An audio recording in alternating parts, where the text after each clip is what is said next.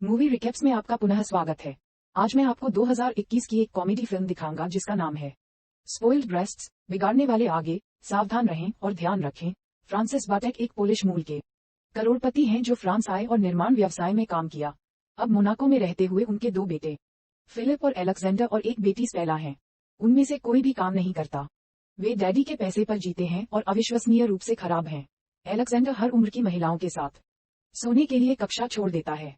Stella पूरा दिन खरीदारी में बिताती है और फिलिप परियोजनाओं के लिए बुरे विचारों के साथ आता रहता है और कंपनी के काम छोड़ देता है जो उसके पिता उसे पार्टी के बदले में देते हैं। वे सभी नौकरों और श्रमिकों के प्रति भी बेहद असभ्य हैं। एक सुबह फिलिप फ्रांसिस के कार्यालय में एक बहुत ही मूर्खतापूर्ण विचार के साथ आता है कि लोगों को आपसे पहले आपके जूते तोड़ने के लिए नियुक्त किया जाए। फ्रांसिस, जो अपने बच्चों की मां की मृत्यु के बाद उन्हें किसी भी तरह से डांटने में सक्षम नहीं है, कहते हैं कि वह इस बारे में सोचेंगे, लेकिन उनके सहयोगी और करीबी दोस्त फारूशियो बताते हैं कि यह विचार कितना हास्यास्पद है। फ्रांसिस द्वारा फिलिप को कंपनी के लिए पैकेज देने के बाद वह चला गया और फारूशियो ने उसे अपने परिवार के साथ सख्ती न बरतने के लिए डांटा। उनकी मां की मौत का बहाना अब काफी नहीं है। 15 साल बीत चुके हैं और वे अब वयस्क हो गए हैं। इस बीच बार्टेक हवेली में स्टेला की जन्मदिन की पार्टी शुरू हो चुकी है। उसका आलसी अर्जेंटीना प्रेमी हुआन कार्लोस अपने दर्शकों को अपनी भूमि की कहानियां सुनाता है और लगातार स्टेला के प्रति अपने प्यार की घोषणा करता है, जबकि वह रस की कमी से और अधिक चिढ़ जाती है। वह सेवा पर चिल्लाने के लिए रसोई में जाती है और कैटरिंग सेवा के साथ काम करने वाले उसके पुराने परिचित मैथियास ने उसे रोक दिया और यह बताने में संकोच नहीं किया कि वह केवल उसे देखकर खुश है क्योंकि वह उसके लिए काम करेगा। पार्टी में शामिल होने से पहले फ्रांसिस अपने गृह कार्यालय में कुछ समय बिताते हैं और अपनी पत्नी के चित्र के साथ बात करते हुए सोचते हैं कि उनसे कहाँ गलती हुई है, और जब उनके गृहस्वामी मार्गुएराइट ने उन्हें बताया कि वह उदास हैं तो वे नाराज हो गए। अंततः वह कमरे से बाहर निकल जाता है जब उसे बाहर कुछ हंगामा सुनाई देता है और देखता है कि कार्लोस पुरानी शैंपेन की एक महंगी बोतल को गोल्फ की गेंद फेंककर खोलने की कोशिश करते समय उसे नष्ट कर रहा है। जाहिर तौर पर वह असफल हो गया है, लेकिन जिम्मेदारी स्वीकार करने के बजाय वह बोतल हिलाने वाले वेटर को दोषी ठहराता है। बाद में वह और स्टेला उससे अकेले में बात करने का अनुरोध करते हैं, इसलिए वह उन्हें अपने कार्यालय में वापस ले जाता है और अपनी बंदूक साफ करते समय उनकी बातें सुनता है। फ्रांसिस स्पष्ट रूप से कार्लोस को स्वीकार नहीं करता है और जब उसे पता चलता है कि वह स्टेला से शादी करना चाहता है तो उसने उन्हें ये बता दिया और ये भी बताया कि कार्लोस फ्रांसिस के पैसे का उपयोग करेगा, बजाय इसके कि अर्जेंटीना में उसके पास क्या है। स्टेला क्रोधित हो जाती है और फ्रांसिस को याद दिलाती है कि वह हमेशा एक अनुपस्थित पिता रहा है, इसलिए यह वह शादी करने की अनुमति नहीं मांग रही है। वह सिर्फ जोड़े के पार्टी करने के लिए कमरे से बाहर जाने से पहले उसे बता रही है, जबकि स्टेला ने पूरी पार्टी में अपनी सगाई की घोषणा की, जिससे उसका सबसे अच्छा दोस्त परेशान हो गया। फ्रांसिस को फारूशियो का फोन आया और उसने उसे बताया कि चूंकि उसे संदेह था कि फिलिप ने कभी भी वे काम नहीं किए जो उन्होंने उससे करने को कहा था, वह एक पार्टी में गया, जैसा कि उसके द्वारा सोशल पर पोस्ट किए गए वीडियो से पुष्टि की गई है। उसी समय एलेक्जेंडर के स्कूल का प्रिंसिपल एलेक्जेंडर को न केवल क्लास छोड़ने के लिए बल्कि अपनी पत्नी के साथ सोने के लिए भी मारने के लिए तैयार होकर घर पर आता है। एलेक्जेंडर सीढ़ियों के ऊपर प्रिंसिपल की दोनों बेटियों के साथ दिखाई देता है क्योंकि वह भी उसके साथ सो रहा है। प्रिंसिपल ने फ्रांसिस से कहा कि उसे अपने स्कूल में सिकंदर को एक उपकार के रूप में स्वीकार करने का पछतावा है, क्योंकि घर में सिकंदर का पीछा करने से पहले बाकी सभी लोगों ने उसे अस्वीकार कर दिया था। अपने सभी बच्चों को एक साथ इस तरह मुसीबत में पड़ते देखना फ्रांसिस के तनाव की आखिरी मार है और अंततः उसका शरीर उसे दिल का दौरा पड़ने का कारण बनता है। फ्रांसिस अस्पताल में बाद में उठता है और फारूशियो उसके पास बैठा होता है। उनके बच्चे भी आते हैं, लेकिन विचारशील होने के बजाय वे आपस में बेवकूफी भरी बातों पर बहस करने लगते हैं, जिससे हॉट मॉनिटर दिखाता है कि कैसे फ्रांसिस का दिल तनाव के कारण तेजी से धड़कने लगा है। फारूशियो ने फ्रांसिस से पूछने से पहले उन सभी को बाहर निकाल दिया कि क्या उसे लगता है कि उसकी पत्नी ऐसा करेगी। 2 महीने बाद तीनों भाई बहन अपने पिता को खोजने के लिए बेचैन होकर घर पहुंचे। जब उन्हें पता चला कि उनके क्रेडिट कार्ड और सेल फोन ब्लॉक कर दिए गए हैं और घर में वाईफाई भी नहीं है, उसी समय पुलिसकर्मियों का एक समूह भी वहां पहुंचता है और घर को घेरना शुरू कर देता है और ये दावा करते हुए उनकी कारों को ले जाता है कि उनके पास तलाशी वारंट है। तभी फ्रांसिस हाथ में एक बंदूक लेकर आता है और अपने बच्चों को उसका पीछा करने के लिए कहता है ताकि वे घर से बाहर निकल सकें, और जब वे सड़क पर पहुंचते हैं तो वह एक यादृच्छिक ड्राइवर को अपने हथियार से धमकाकर उसे रोक देता है और परिवार उसकी कार लेकर निकल जाता है। जैसे ही वे नजरों से ओझल हो जाते हैं, फारूशियो ड्राइवर के पास आता है और उसे उसकी सेवा के लिए भुगतान करता है, मार्सेले की ओर गाड़ी चलाते समय, जहां वे सुरक्षित रहेंगे। फ्रांसिस बताते हैं कि कंपनी कुछ धन के दुरुपयोग के बाद संकट में है। इसलिए उनके खाते फ्रीज कर दिए गए हैं और अब वे धोखाधड़ी के लिए कानून द्वारा वांछित हैं। सबसे संभावित संदिग्ध फारुशियो है जो पिछले दिन गायब हो गया था। फ्रांसिस नहीं चाहता कि वे इस बारे में तब तक किसी से बात करें जब तक कि इसका समाधान न हो जाए, इसलिए वह उनके सेल फोन ले लेता है और उन्हें सड़क पर फेंक देता है, जिससे उन्हें ट्रैक किए जाने से बचने में भी मदद मिलती है।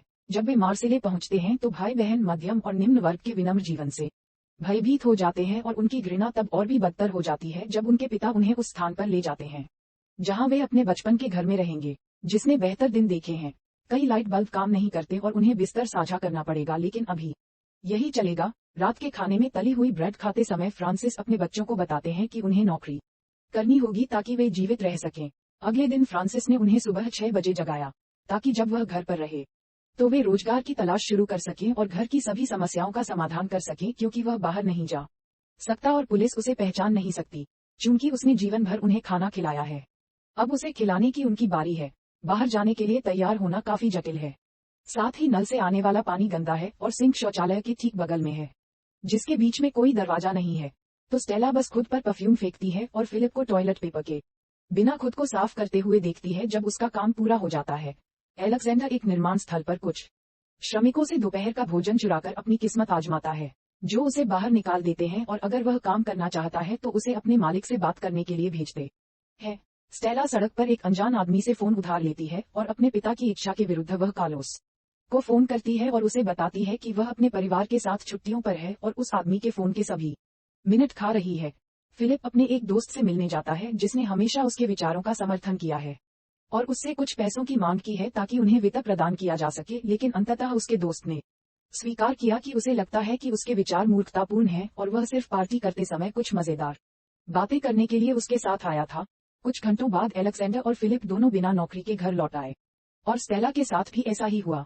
हालांकि वह अपने साथ कुछ महंगे कपड़े के बैग रखती है। पता चला कि फिलिप की घड़ी बेचकर उसे कुछ पैसे मिले, लेकिन खाना खरीदने के बजाय वह खरीदारी करने चली गई। भाई बहन बहस करने लगते हैं और बदला लेने के लिए फिलिप ने उसके नए कपड़ों पर साबुन डाल दिया। मार्गुएराइट और मैथियास के अचानक आगमन से वे बाधित हो गए, जिन्हें स्टेला ने पहले बुलाया था। वह उनके लिए कुछ तौलिए और कपड़े लेकर आई है और मैथियास ने स्टेला से कहा कि वह साक्षात्कार के लिए उस रेस्तरां में आ सकती है जहां वह काम करता है। मार्गुएराइट भी उन्हें अपनी कुछ बचत देने की कोशिश करती है, लेकिन फ्रांसिस ने प्रस्ताव ठुकरा दिया और उससे कहा कि वह वादा करके जाए कि वह इस बारे में किसी को नहीं बताएगी। अगले दिन स्टेला रेस्तरां में जाती है और परीक्षण के तौर पर उसे वेट्रेस के रूप में स्वीकार कर लिया जाता है। उसे ट्रे को संतुलित करने में कुछ परेशानी होती है और वह बिना मतलब के चीजें गिरा देती है, लेकिन वह ज्यादा शिकायत किए बिना बर्तन धोना और मछली लाने में मदद करना स्वीकार कर लेती है। हालांकि ग्राहक उसे पागल कर देते हैं और उसे ये सीखने में थोड़ा समय लगता है कि कौन सी टेबल कौन सी है और सेकंडों में कई लोगों से ऑर्डर लेने में। इस बीच फिलिप एक जॉब एजेंसी के पास जाता है। क्लर्क ये सुनकर हैरान हो गया कि उसके पास कोई अनुभव या योग्यता नहीं है, फिर भी वह उच्च वेतन और एक कंपनी कार के साथ एक वरिष्ठ प्रबंधन पद की मांग कर रहा है। क्योंकि वह पुलिस से परेशान है, उसे अपनी वेतन अपेक्षाओं को कम करने के लिए समझाने के बाद क्लर्क ने उसे बाइक टैक्सी ड्राइवर की नौकरी दिलवा दी, जिसे उसके वजन के कारण पूरा करना काफी मुश्किल था, चूंकि वह बाइक पर इतना धीमा है कि उसके सभी ग्राहक उसके प्रतिद्वंद्वी ड्राइवर मलिक द्वारा छीन लिए जाते हैं। फुरुशियो गुप्त रूप से फ्रांसिस से मिलने जाता है और उसके लिए कुछ महंगी शराब और झींगा मछली लाता है, जिसे फ्रांसिस पहले तो छूना नहीं चाहता था ताकि उसके बच्चों के साथ अन्याय न हो, लेकिन अंततः वह मान जाता है और दावत का आनंद लेता है। जब फ्रांसिस ने उल्लेख किया कि वह खुद को घर की मरम्मत में व्यस्त रखेगा, तो फुरुशियो को आश्चर्य हुआ कि क्या वह वास्तव में केवल भाई बहनों की खातिर ऐसा कर रहा है। अचानक उन्हें घर से कुछ आवाजें सुनाई देती हैं और वे जांच करने के लिए बंदूक उठा लेते हैं, लेकिन पता चलता है कि एलेक्जेंडर नौकरी की तलाश में जाने के बजाय पूरे दिन घर में ही रहा और सोता रहा। फ्रांसिस तुरंत फुरुशियो को भेजता है और बर्तन साफ करने की कोशिश करता है, इससे पहले कि उसका बेटा उन्हें देख ले, लेकिन तब तक बहुत देर हो चुकी थी। एलेक्जेंडर उसे ढूंढ लेता है और झींगा मछली के खोल को पहचान लेता है। किसी बहाने के बारे में जल्दी से सोचते हुए फ्रांसिस ने उसे बताया कि उसने झींगा मछली पकड़ी है और एलेक्जेंडर का मानना है कि प्रकृति हमेशा प्रदान करती है। दिन के अंत में फिलिप और स्टेला कुछ पैसे घर लाते हैं, जिसे फ्रांसिस भोजन के पैसे और घर के पैसे ठीक करने में बांट देता है। जब उन्होंने सुना कि एलेक्जेंडर ने पूरे दिन केवल एक ही काम किया और वह था एक झूला बनाना और सोना, तो वे क्रोधित हो गए और उसके साथ रात का खाना साझा नहीं किया। एलेक्जेंडर उन्हें बताता है कि उसे उनकी जरूरत नहीं है और वह घर के आसपास की झाड़ियों और पेड़ों से इकोन, सेब, जामुन और अन्य फलों की तलाश में जाता है। लेकिन वह जो भी चीजें खाता है वह बाद में उसे बीमार कर देती है। अगले दिन फ्रांसिस ने अलेक्जेंडर से कहा कि वह घर को ठीक करने में उसकी मदद करके अपना हिस्सा कमा सकता है। उन्हें आश्चर्य होता है कि फ्रांसिस ने इसे कभी क्यों नहीं बेचा, ये देखते हुए कि उन्होंने इससे पहले इसका उपयोग नहीं किया था। लेकिन फ्रांसिस केवल अपने भावुक मूल्य पर उत्तर देते हैं। रेस्तरां में स्टेला एक ग्राहक के साथ तब बहस करती है जब वह आदमी उसके साथ अविश्वसनीय रूप से असभ्य व्यवहार करता है क्योंकि उसकी डिश में एक सामग्री गायब थी। जब वह इसे मांगने के लिए रसोई में जाती है और इसे छोड़ने के बारे में सोचती है तो वह परेशान हो जाती है। लेकिन मैथियास का कहना है कि वह हमेशा वेटरों के साथ भी इसी तरह का व्यवहार करती है, इसलिए अब उसे बदले में वही व्यवहार मिलने पर आश्चर्य नहीं होना चाहिए। स्टेला वास्तविकता के प्रति अपनी आंखें खोलना सीखती है और रहने और विनम्र रहने का फैसला करती है, इसलिए मैथियास उसे ये दिखाकर पुरस्कृत करता है कि वे असभ्य ग्राहकों के साथ क्या करते हैं। रसोइया उनके भोजन पर थूक देता है। बाद में स्टेला आवश्यकतानुसार फर्श साफ करने और बर्तन धोने में अतिरिक्त मेहनत करना शुरू कर देती है। शाम को खाने के बाद भाई बहन इस बात पर बहस करने लगते हैं कि बर्तन कौन धोएगा और फिलिप ने गलती से स्टेला का जिक्र कर दिया कि वह मनोरंजन करती थी। फ्रांसिस इस खबर से स्तब्ध है और आश्चर्यचकित है कि वह मदद के लिए उसके पास क्यों नहीं आए। इसलिए भाई बहनों ने बताया कि वह हमेशा एक अनुपस्थित पिता रहा है और उन सभी चीजों का उल्लेख किया जो वह काम में व्यस्त होने के कारण चूक गया था। स्टेला पूरे 1 साल तक खुद को उल्टी करवाती रही, जब तक कि उसने 10 किलो वजन कम नहीं कर लिया। अलेक्जेंडर को एक रात जेल में बितानी पड़ी जब पुलिस ने उसे किसी बर्तन के साथ पाया, और जब फिलिप ने पेरोडोनिटिस के साथ अस्पताल में 2 सप्ताह बिताए तो उसके पिता कभी नहीं आए क्योंकि वह जापान में था। लेकिन वे जानते हैं कि उनकी मां को उड़ने में कोई झिझक नहीं होती, यह महसूस करते हुए कि उस पर मुकदमा चलाया जा रहा है। फ्रांसिस ये दावा करते हुए कमरे से बाहर चला जाता है कि उनकी सभी समस्याओं के लिए उसे दोषी नहीं ठहराया जा सकता। अगले दिन फिलिप आखिरकार मैलेट से उसके ग्राहकों को लगातार चुराने से थक गया और इसके लिए उससे भिड़ गया। पहले तो वे बहस करने लगते हैं और ऐसा लगता है कि उनमें हाथापाई भी हो सकती है, लेकिन अचानक उन्हें कलेक्टर प्रशिक्षकों के प्रति अपने आपसी प्यार का पता चलता है और वे दोस्त बन जाते हैं। इस बीच घर में अलेक्जेंडर पाइपलाइन ठीक करता है जिससे फ्रांसिस प्रभावित होता है। जब उसने पूछा कि वह इस बारे में कुछ भी कैसे जानता है तो अलेक्जेंडर ने कबूल किया कि हाई स्कूल में उसने और उसके दोस्तों ने अपशिष्ट पाइप को प्रिंसिपल शॉवर में डाल दिया था और इसके लिए उसने प्लम्बिंग ट्यूटोरियल का अध्ययन करने में 2 महीने बिताए थे। मोनाको में वापस कार्लोस स्टेला के सबसे अच्छे दोस्त के साथ सो रहा है जो उसे परिवार की पैसे की समस्याओं की अफवाहों और उनके पीछे के व्यक्ति के बारे में बताता है।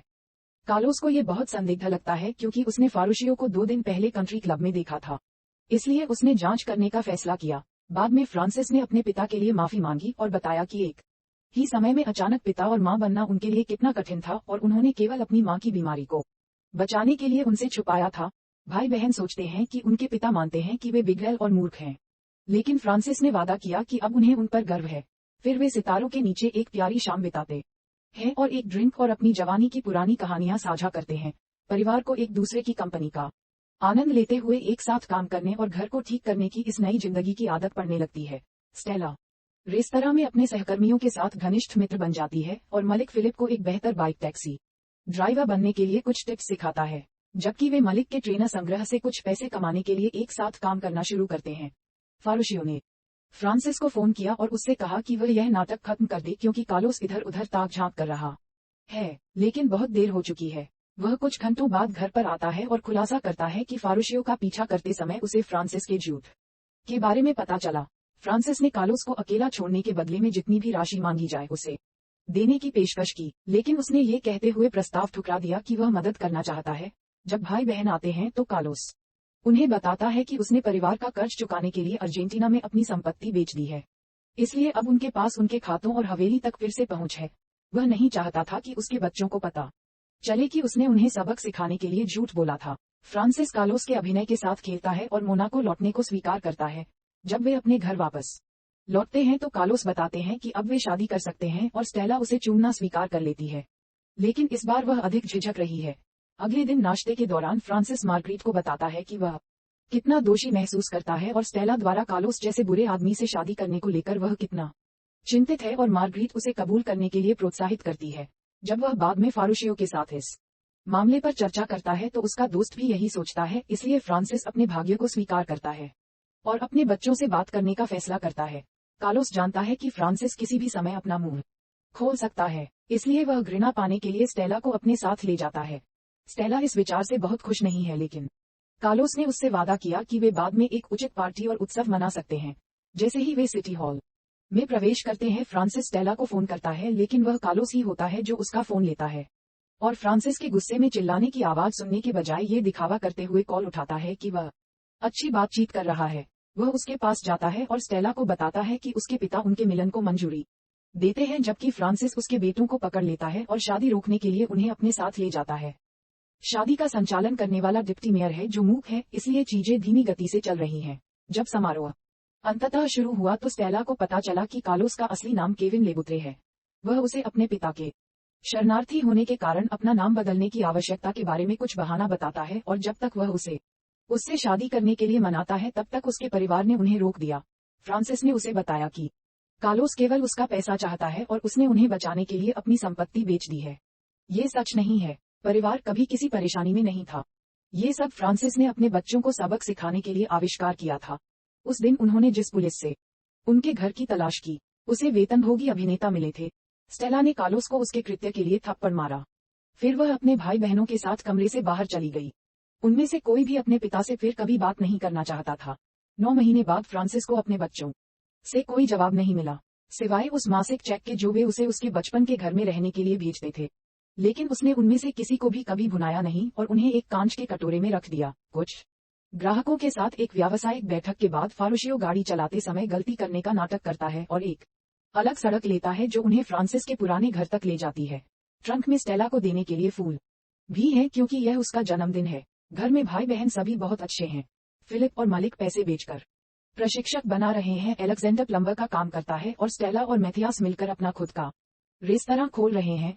जब फ्रांसिस घर में प्रवेश करता है तो उनका मूड खराब हो जाता है और वह देखता है कि चीजें कितनी अजीब हो जाती हैं, इसलिए वह सिर्फ स्टेला को फूल देता है और जाने से पहले आखिरी बार अपना खेद व्यक्त करता है। भाई बहनों को बुरा लगा और उन्होंने उसकी माफी स्वीकार करने का फैसला किया।